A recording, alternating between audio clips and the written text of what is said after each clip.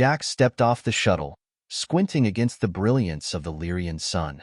Beside him, his colleague, Dr. Aaron Fields, adjusted his spectacles, murmuring under his breath about the light spectrum data he could gather from just a few minutes outside. The Lyrian greeting party approached, their movements graceful and fluid, a stark contrast to the human team's awkward adjustments to the lower gravity. Leading the delegation was Elora, her presence commanding yet ethereal, her attire shimmering with the hues of their twin moons. "Welcome to Lyri, emissaries of Earth." Elora's voice was melodious, resonating deeply with both Jack and Aaron. "Thank you, honored Elora," Jack replied, stepping forward. "We are grateful for this opportunity." His voice held a warmth that belied his professional facade. Elora nodded, her eyes lingering on Jack with a curious tilt of her head. "We have prepared a series of cultural exchanges to better understand each other. We find that appreciation of our differences often begins with recognizing our arts and sciences." Aaron chuckled softly, adjusting his glasses again. "I look forward to comparing notes, especially in the sciences.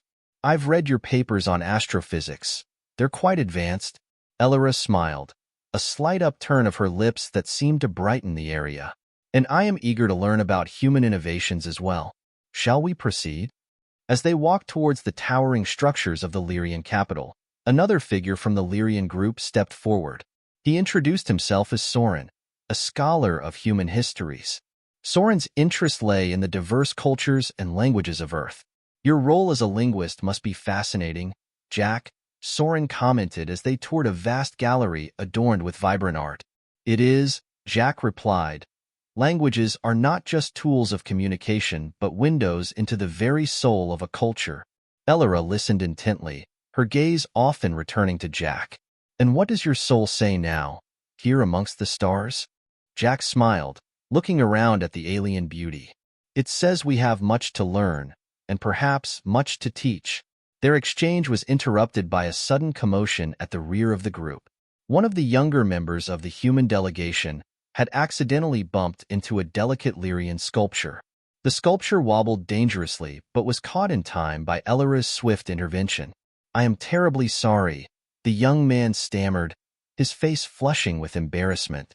Elora set the sculpture back in place with a graceful ease. "There is no harm done. Let this be our first lesson in understanding. Patience and forgiveness are virtues we cherish deeply." Jack nodded in agreement, impressed by Elora's composure. "A lesson well appreciated," he said. As they continued their tour, Jack couldn't help but feel a sense of awe. The Lyrians, with their advanced culture and serene demeanor, were indeed a mystery to unfold. But it was their graciousness in the face of a mishap that truly marked this first meeting, a promise of the diplomatic grace to follow. The day concluded with a quiet meal under the stars, the Lyrian and human delegates mingling with less formality. Jack and Aaron shared a look, a mutual understanding that this mission might change more than just diplomatic relations. It might change them personally, too. Elora led Jack and Aaron through a series of ornate corridors to what she described as the Lyrian Hall of Learning, a vast library filled with knowledge not just of Lyrian history, but of the cosmos. She seemed particularly interested in showing Jack the linguistic archives, a gesture that didn't go unnoticed by him. "As you can see, we Lyrians place great value on the preservation of language as a cultural artifact," Elora explained, her voice echoing softly in the vast space. "I'm intrigued by how humans preserve theirs." Jack was in awe, running his fingers over the digital tablets that seemed to store endless amounts of data. "We have various means: books, digital archives, and even oral traditions. Each has its own charm and challenges." Elora smiled, her eyes reflecting a scholarly curiosity. "Perhaps you could demonstrate some of this oral tradition? It is a concept we know, but not practiced to your extent." Aaron, ever the scientist, interjected with a laugh. "Jack here is not just a linguist. He's a bit of a singer too. Maybe that can be part of the demonstration?" Jack shot Aaron a playful glare, but turned to Elora with a nod. "I'd be happy to share some of our stories through song later." The offer seemed to delight Elora, who clapped her hands together. "Wonderful. This exchange is proving to be most enlightening." As they continued through the library, Soren joined them, carrying an ancient-looking artifact. I was hoping you might help us translate this, he said, handing it to Jack. It's an old Lyrian relic, but some believe it might have roots in an ancient human language. Jack examined the artifact, the markings foreign yet oddly familiar. I can try. It looks like it might share some linguistic roots with Proto-Indo-European languages. Aaron, what do you think? Aaron leaned over the artifact, his scientific curiosity piqued. The symmetry and structure of these markings are reminiscent of early human scripts, but the formality is all Lyrian. This could be a missing linguistic link. Their technical discussion was a deep dive into linguistic theory and decipherment strategies, which seemed to fascinate Elora and Soren. The session lasted well into the afternoon, with both humans and Lyrians offering insights. As the day turned to evening, Elora suggested a break and led them to a tranquil garden within the complex. Here, the atmosphere was less formal, and the air was filled with the gentle sounds of Lyrian nocturnal wildlife. Your dedication to understanding is most commendable, Elora commented as they walked. It's clear that there is more depth to humans than we initially perceived. Jack appreciated her honesty. And we've barely scratched the surface of what Lyrians are truly like. Today has been eye-opening in more ways than one. The conversation turned lighter as they discussed the more amusing differences between their cultures. Aaron shared humorous anecdotes from past expeditions, and Elora recounted some of the more peculiar Lyrian customs, which had Jack and Aaron laughing. As the evening ended, Jack felt a deeper connection with Elora and her people, a sign of the growing respect and understanding between them. He looked forward to more days like this, hopeful about what each new conversation could bring. The next morning, Jack and Aaron were invited to a Lyrian cultural workshop designed to immerse them fully in the traditions and arts of Lyri. As they approached the venue, a breathtaking structure that mirrored the fluidity and elegance of Lyrian architecture, they were greeted by Soren and another Lyrian, Torin, who specialized in cultural rituals. Today, you will not only learn about us but participate actively, Torin explained with a welcoming gesture. We find that engaging directly with our arts provides deeper understanding and appreciation. The first session was a music workshop. Lyrian music, characterized by its harmonic complexities, was both strange and beautiful to the human ear. Soren demonstrated a few of the traditional instruments, which looked as alien as they sounded.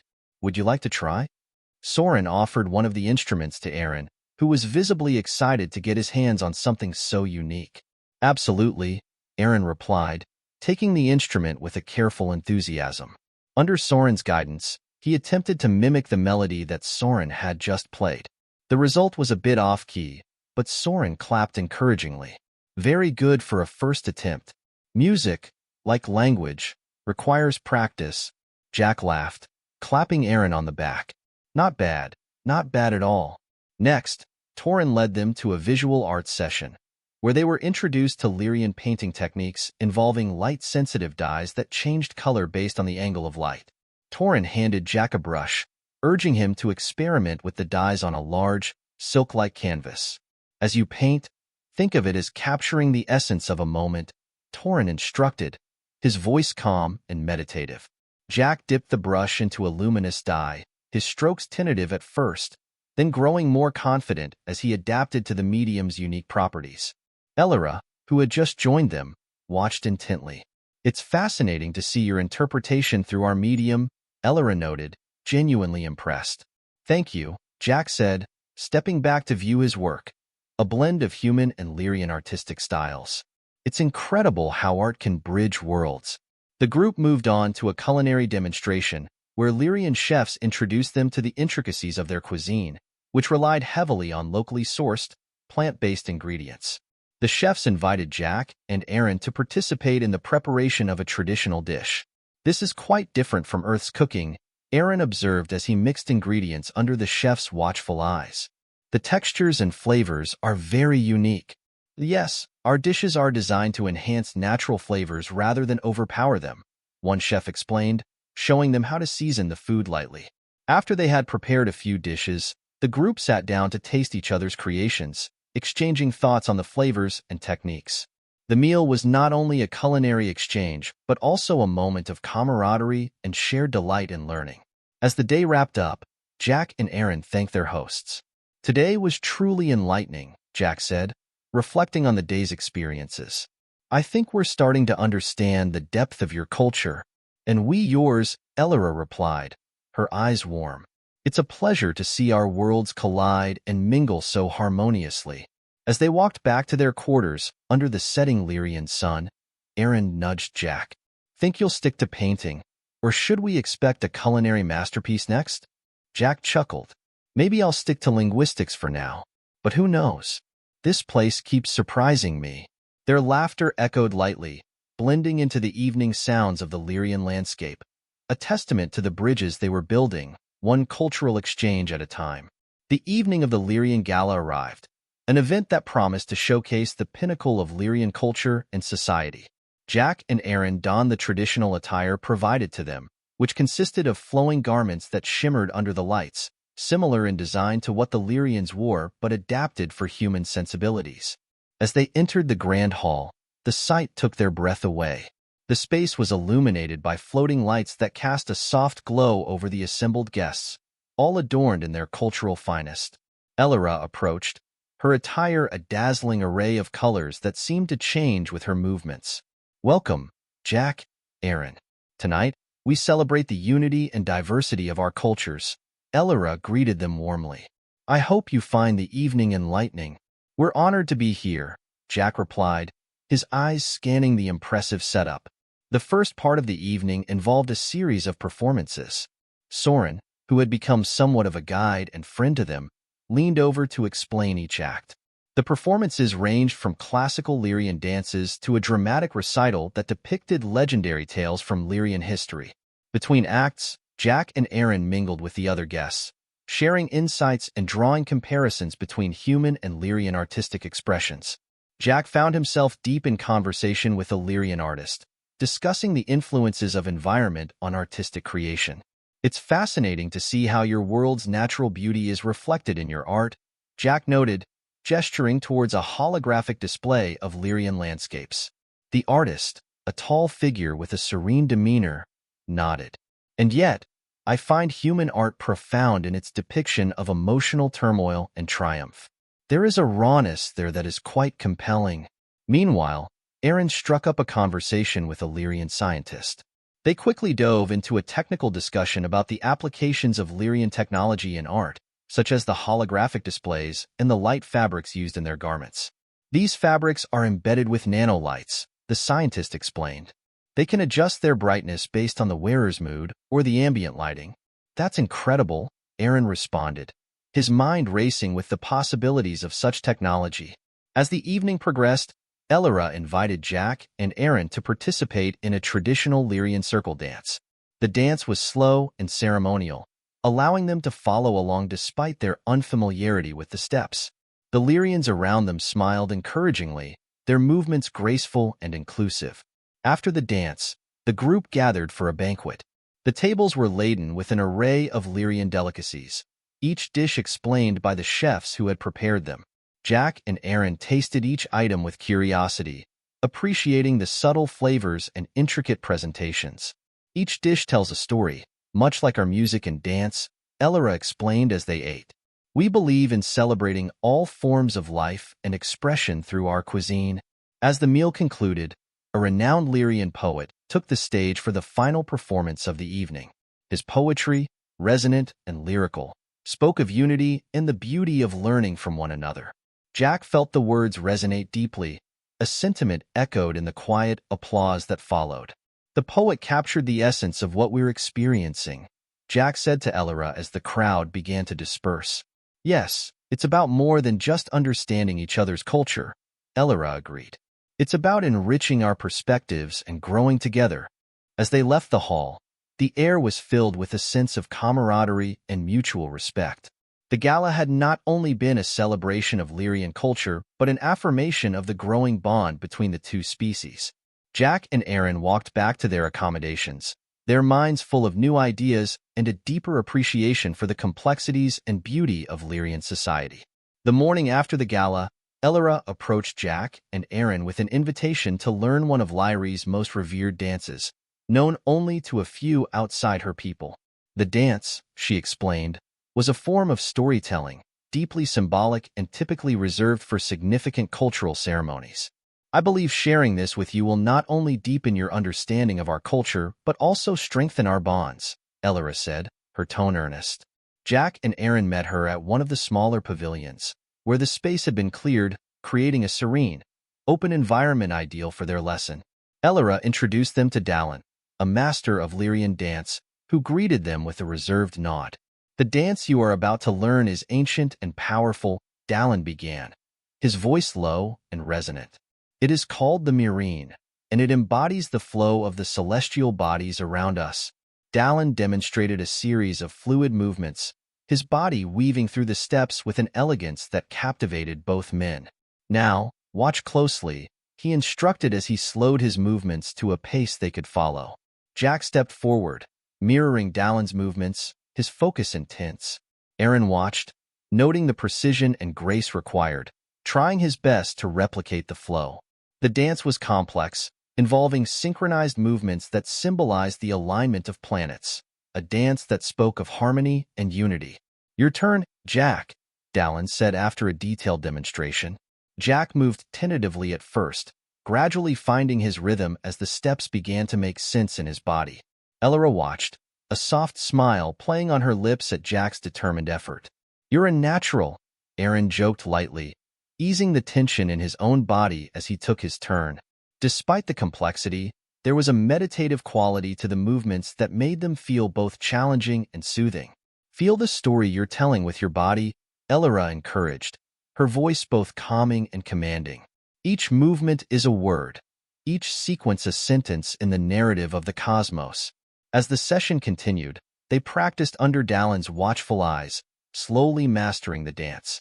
The physical closeness the dance required brought an unexpected intimacy, allowing each participant to be acutely aware of one another's presence and energy.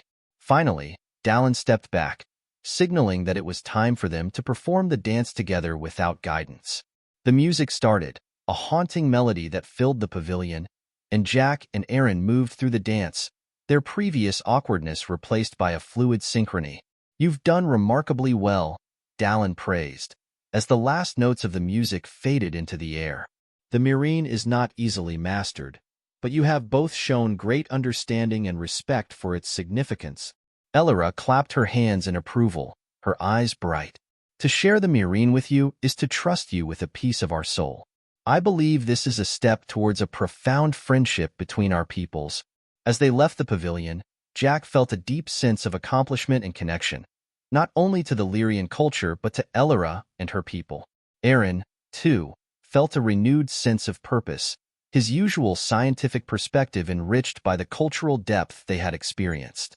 "Today was something special," Jack said to Aaron as they walked back to their quarters. "It was," Aaron agreed. "I didn't just learn a dance. I felt like I was part of something bigger." Their conversation drifted to other cultural experiences they could share, each man contemplating the new layers of understanding they were uncovering, not just about the Lyrians, but about themselves and the broader universe. After a day spent learning the intricate Lyrian dance, Jack and Aaron were invited by Elora to experience a traditional Lyrian evening under the stars. The event was designed to facilitate deeper conversations and a shared appreciation of the Lyrian night sky, known for its vibrant astronomical displays. As dusk fell, they gathered in a clear area outside the city, where the light pollution was minimal, allowing the stars to shine with incredible clarity. Elora and her colleague, a seasoned astronomer named Viren, had set up telescopes and arranged comfortable seating areas around a central viewing platform. "Welcome to one of our most cherished traditions," Elora greeted them, her voice filled with excitement. "Lyrian nights are especially clear this time of year, perfect for stargazing." Viren, a tall figure with an easy smile, shook hands with Jack and Aaron. "I'm looking forward to showing you some celestial phenomena unique to our galaxy. Perhaps we can compare them with what you know of your own sky." The group started with a light meal, enjoying local delicacies as Viren began to explain the constellations visible from Lyri. With the help of a laser pointer, he highlighted several star formations that were unfamiliar to Jack and Aaron. "It's fascinating to see how different our views of the universe can be, just from a few light years away," Jack commented, his gaze fixed on the stars. Yes, and it's a reminder of how much there is to learn from each other, Viren replied, adjusting the telescope before inviting Jack to have a look.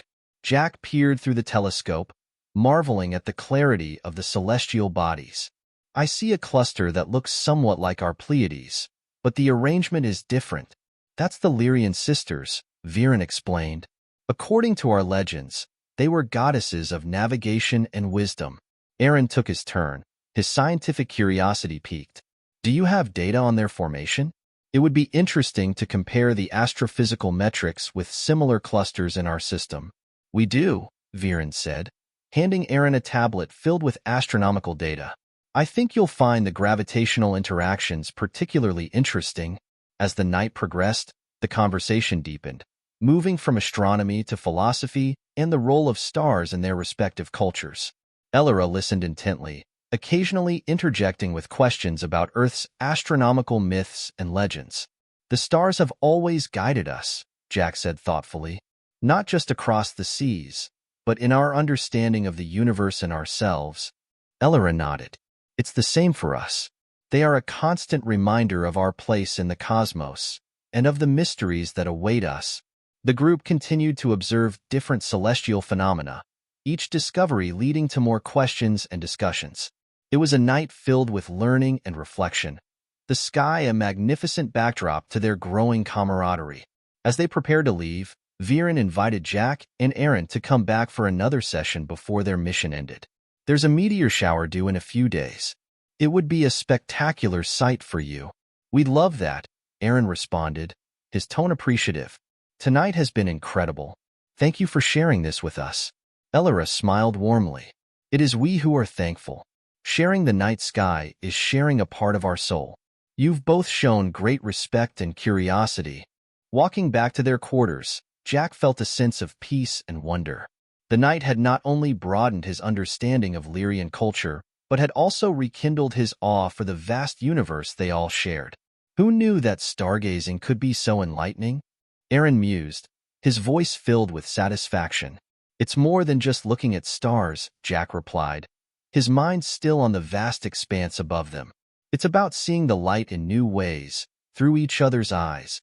As the days progressed, the bond between the human delegation and the Lyrians deepened, particularly between Jack and Elora. Their shared interests had led to many evenings spent discussing various cultural and scientific topics. Tonight, however, was different. Elora invited Jack to a secluded part of the Lyrian Gardens, known for its stunning night blooms and tranquil atmosphere, a place rarely shared with outsiders. The gardens at night are a special place for us, Elora explained as they walked along the softly lit path. It's where we come to reflect and find peace. I wanted to share this with you. Jack felt honored. I appreciate this, Elora. It's beautiful here. They arrived at a clearing where the light from the moons illuminated the exotic flowers, casting ethereal patterns on the ground. The scene was breathtaking, and for a moment, Jack was speechless, taking in the beauty of it all. Elora watched him with a gentle curiosity. You seem moved by our gardens. I am, Jack admitted. There's a serenity here that's hard to find. Elora smiled, pleased by his reaction. She led him to a bench near a softly bubbling fountain. I often come here to think. Tonight, I wanted to talk, just you and me, away from the formalities and the pressures of our missions. Jack nodded, understanding the weight of her words. I've enjoyed our conversations, Elora. Your insights, your world. It's all so enlightening. They talked for hours, their conversation meandering from Lyrian philosophy to human aspirations. The more they shared, the closer they felt, the distance between two different worlds slowly diminishing. As the night deepened, Elora reached out to touch Jack's hand, her gesture deliberate yet tentative. I find myself wondering about you, about us, she confessed. What could be beyond these talks? Jack looked into her eyes, seeing the reflection of the moonlight in them. I've been wondering too, he admitted, his voice low. Elora moved closer, her proximity sending a thrill through Jack. He could feel the warmth of her breath as she spoke. In learning about humans, I've learned about myself as well. You've opened my eyes to new possibilities, new feelings. Their faces were inches apart now, the tension between them palpable. Jack reached up to gently touch her face, tracing the line of her jaw with his fingers. Elora closed her eyes at his touch, leaning into his hand. "This is new for me, Jack," she whispered. "This feeling." "For me too," Jack replied, his heart racing as he leaned in to close the distance between them. Their lips met in a kiss that was tentative at first but grew more confident as they explored this new aspect of their relationship. The kiss deepened, fueled by the weeks of growing closeness and the night's serene beauty. They pulled away after a moment, breathless and with a new understanding dawning between them.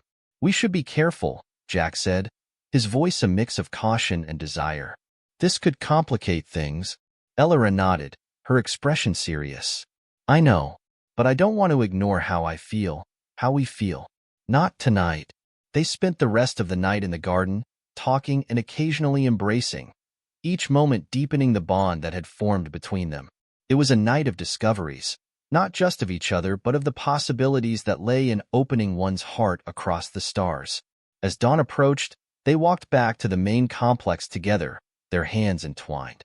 The first light of morning cast long shadows on the path, symbolizing the new journey they were about to embark on together, one that neither of them had anticipated but both were eager to explore. "Whatever comes," Elora said as they paused at the entrance, "I'm glad it's with you." Jack squeezed her hand, his resolve firm.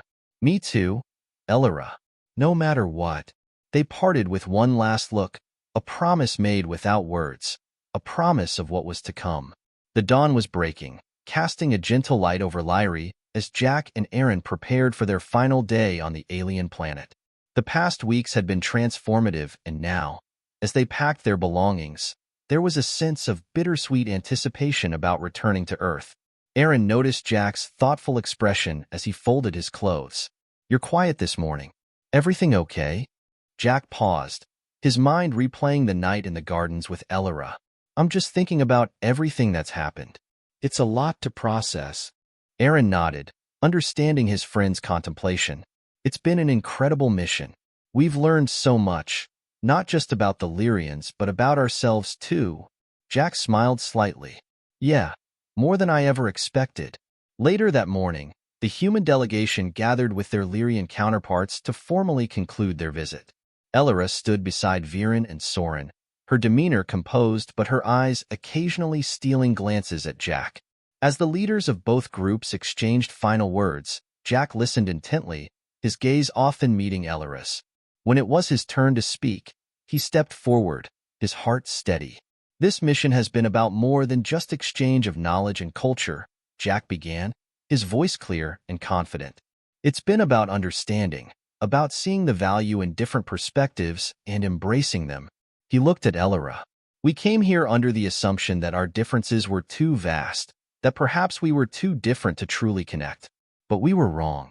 I was wrong." Elora's expression softened, her earlier reservations visibly melting away.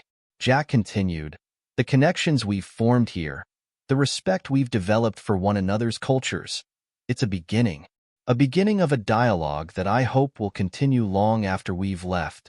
Elora took a step forward as Jack concluded. "And I assure you, it will," she said, her voice resonant with a promise. "The bonds we've forged aren't easily forgotten. What starts as a whisper of curiosity can grow into a profound understanding." The formalities ended with a gesture of mutual respect, and the group slowly began to disperse. Jack found himself standing with Elora, away from the others, needing to articulate his personal farewell. "I don't really know what to say," Jack admitted, his usual eloquence failing him. "I didn't expect to find what I found here. With you." Elora reached out, taking his hand. "Nor did I, Jack. But I am grateful for it. You've opened my eyes to many things." They stood there for a moment, the future uncertain, but their connection undeniable. Finally, Jack squeezed her hand gently. "I should go," he said, his voice tinged with reluctance. Elora nodded, releasing his hand. "Safe travels, Jack. And remember, this isn't the end. It's just a new beginning." Jack smiled, a genuine, heartfelt smile. "I'll remember that," he rejoined Aaron, who clapped him on the shoulder. "Ready to head home?" "Yeah, I'm ready," Jack affirmed, casting one last glance back at Elira. "Let's go home." As their shuttle lifted off, leaving the surface of Lyri behind, Jack felt a profound sense of accomplishment and anticipation. The mission had started as a diplomatic assignment, but had evolved into something much more personal and meaningful. Back on Earth, the knowledge and experiences gained from Lyri would fuel new projects and future missions. But for Jack, the true takeaway was far more personal, a deeper understanding of the power of connection across cultures and perhaps, more importantly, the discovery of unexpected feelings that promised to challenge and enrich his life in ways he had never anticipated.